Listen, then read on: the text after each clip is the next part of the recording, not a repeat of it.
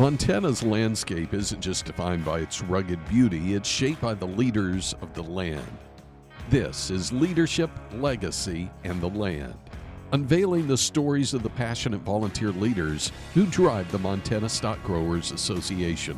These cattlemen and women are more than just ranchers, they're trailblazers, preserving our heritage while building the future of Montana's beef cattle industry.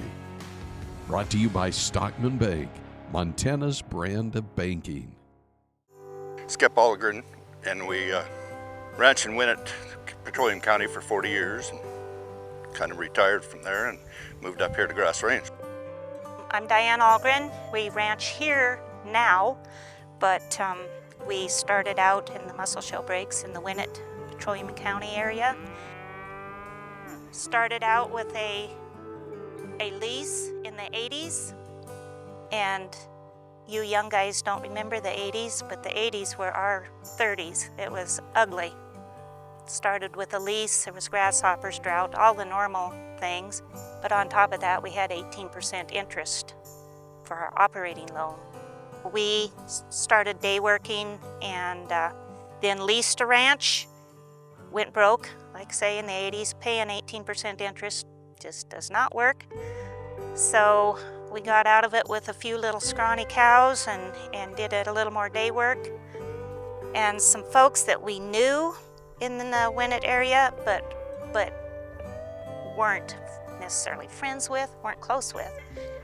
But they called us one day and said, we see you guys working hard and hear that you might want a lease and we need to do something with our place. They were older folks. And so that was our start. We leased it, then they sold it to us. We are eternally grateful to the Dobson family for giving us that start.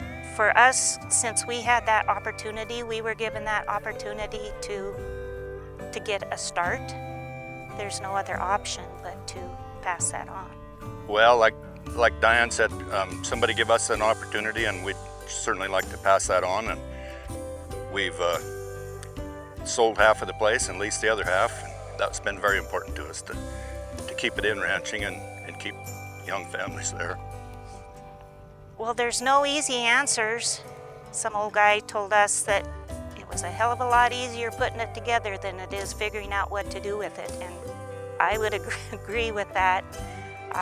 But once again, we have to do it. You have to answer the hard questions and put in the effort. It's a lot of work. It's emotional because you're passing something on that you built. But we have to do it. It's just, if you can find somebody that has the want and the drive, we have to do it. Get started early and don't think you have to give it to a kid. If they're not interested in it, make a different plan, because if the child is not interested or whoever, it's going to be for sale and it's going to be for sale for the highest money. So get the right person on their land, I guess, whether it's family or somebody else. Well, Skip does the dreaming. I sometimes pick up the pieces and follow along. He came up with a thought as far as offered to our nephews. If they wanted to buy some cows, we would lease them from them for 5 years, and that lease payment would pay their cows off, and at the end of that 5 years, they had a herd of cattle. And we did that with 2 nephews that took us up on it, and I think it worked pretty good. To start out, you've got to have some equity built up. You've got to have some cattle paid for. The whole thing about transferring is tough because you got to give up you can't run the ranch anymore. You got to let somebody else do it, and that's an extremely tough thing, I guess. Leaving the place was hard, but I think for us it was essential, because it's really hard to be right there watching different things go on, even though that's the way it needs to be. It's hard to watch and keep your mouth shut. Between the 2 families, they got 8 kids in school, so that was a check mark on the school deal. In these small communities, you have to keep the schools going as well. So that's part of the problem with out-of-staters They're not on your school board, they're not on your fire department, and it makes it tough on small communities, I guess. As they say, fair isn't always equal and equal isn't always fair. And if you can start your kids out with that perception, I think it's huge. It's a gift. Whatever you can give, pass on is a gift. It's not a right, in my opinion. I've seen ranches that the old guys are still there, and that's really admirable, but it's not getting taken care of.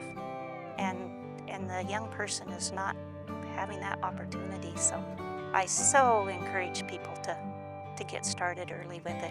And it is hard. There's nothing easy about it. Walking away from the ranch was huge. And letting somebody else do it the way they wanted to do it, instead of me standing over their shoulder, looking over their shoulder and saying do it like I did it, because that's the way to do it. So that was extremely tough, but like I say, the timing was good, so we were ready to move. And we've got enough here to keep us busy, so it's worked out perfect.